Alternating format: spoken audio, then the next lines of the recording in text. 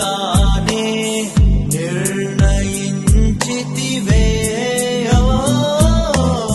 నీవు నన్ను పిలిచి నీ నీతిని ఇచ్చి మహిమ పరచితివే.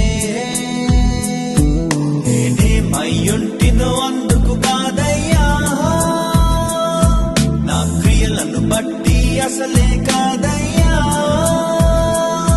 చూపావు ప్రేమ నాపై, పిలిచావు నన్ను కృపకై.